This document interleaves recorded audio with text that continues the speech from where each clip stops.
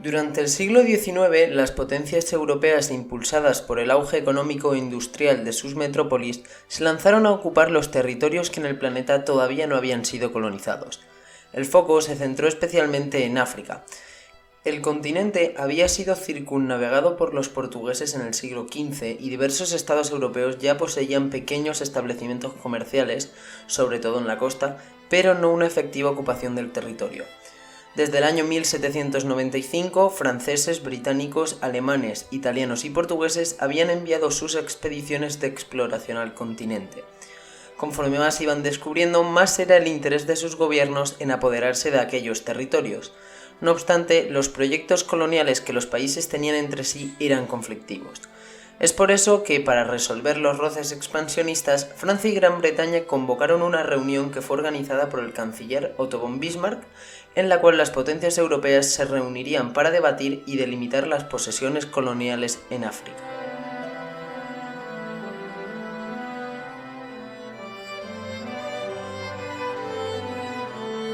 Durante la Conferencia de Berlín, que se extendió desde noviembre de 1884 a febrero de 1885, los europeos delimitaron y repartieron el territorio africano. Alemania, con el reparto, no quedó del todo satisfecha. Tenía asignadas 4 colonias, o al menos 4 grandes territorios. Grandes, en comparación al resto de potencias no, pero los territorios más importantes eran Tanganica, Namibia, Togolandia y Camerún. Las 2 colonias más próximas entre sí, que eran Togolandia y Camerún, las distanciaban 900 kilómetros.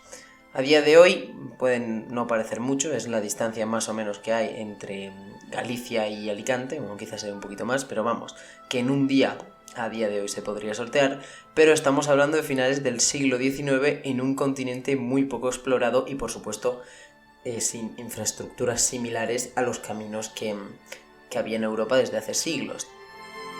Para más INRI, para ir de una a la otra se tenía que pasar por territorio francés y británico. Eso en el caso de las más accesibles, porque estas 2 eran las más próximas a Alemania, situadas a 4.600 kilómetros de Berlín. Las otras 2 colonias, que eran Tanganica y Namibia, la accesibilidad era más o menos igual, colonias realmente lejos de la metrópoli y sin contacto fronterizo entre ellas. No obstante, Alemania había ganado ingentes cantidades de territorio, al fin y al cabo. En total, había adquirido el equivalente a más de 4 Alemanias. Aún así, los alemanes querían expandirse más y el lejano oriente era el siguiente escenario en el que los germanos pretendían desembarcar. En la costa china, para finales del siglo XIX, se hallaban un par de ciudades que eran colonias occidentales. Estas eran Hong Kong, en posesión británica, y Macao, en posesión portuguesa.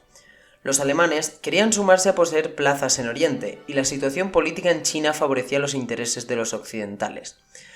Tras perder la Segunda Guerra del Opio, China estaba realmente debilitada. En 1897, 2 misioneros alemanes fueron asesinados y desde Berlín presionaron y lograron que China les cediese Qiachou, en la provincia de Shandong, por 99 años.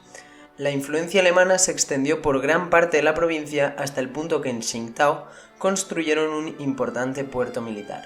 2 años después, en 1899, los españoles habían perdido recientemente la guerra de Cuba, materializándose con la pérdida de la isla y de Filipinas. Cuba y Filipinas fueron las principales pérdidas, aunque otras islas del Pacífico, como Guam, también pasaron a control estadounidense.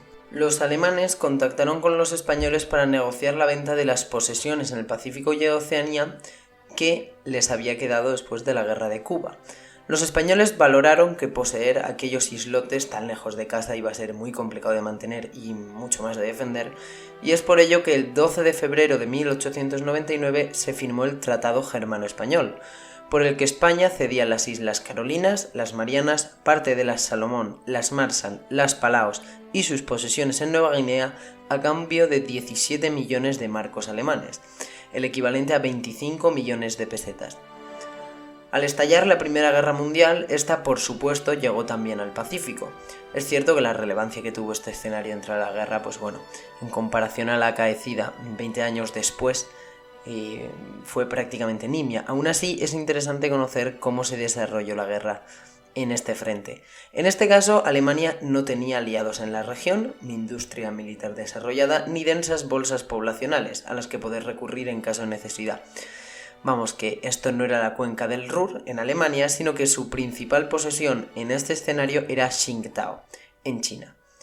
Realmente el único asentamiento en el que había un número considerable de soldados era ese. En el resto de territorios o no había apenas guarnición o a lo que podían recurrir era a policías indígenas locales. Ya está. Había pequeñas bases navales de suministros o estaciones telegráficas, pero ni muchísimo menos el tipo de instalaciones que había en Europa.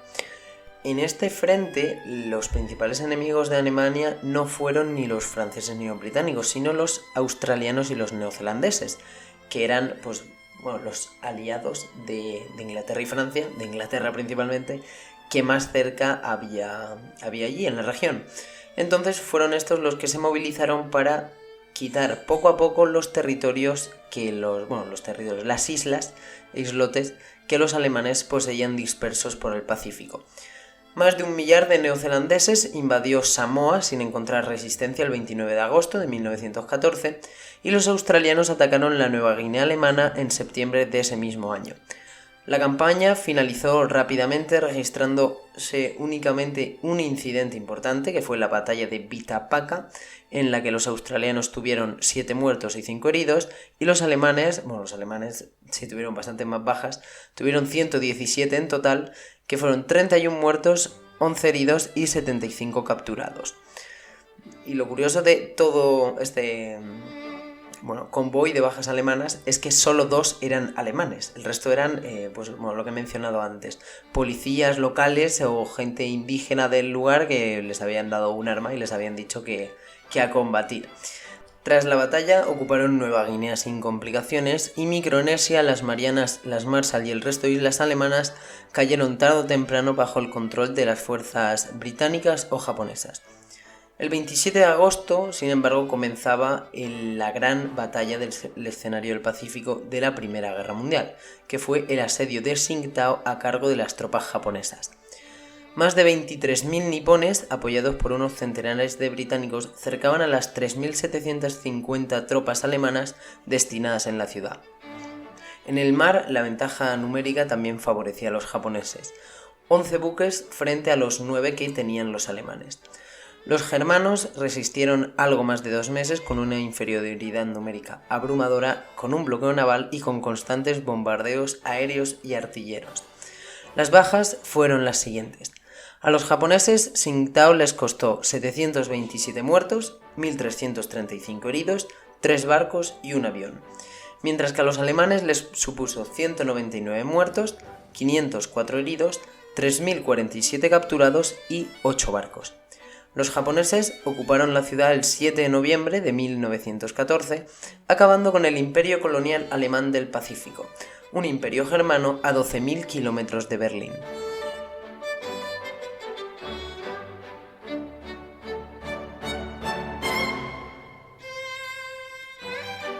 Bueno, pues este ha sido la batalla de Tsingtao.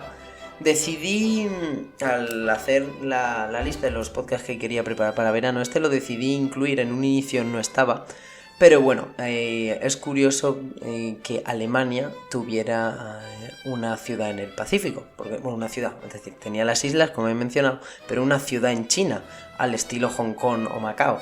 Lo vi en un atlas y me llamó la atención y estoy investigando sobre el asunto y hubo durante la Primera Guerra Mundial una batalla allí y como al final Almuerzo Historia no deja de tener una temática principalmente bélica, dije la incluyo y así hablamos un poco cambiamos de tema de la Primera Guerra Mundial, pero en el Pacífico.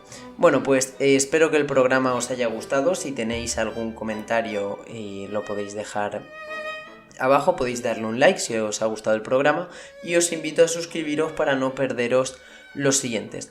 Por mi parte no mucho más, así que un saludo y nos vemos en el próximo programa.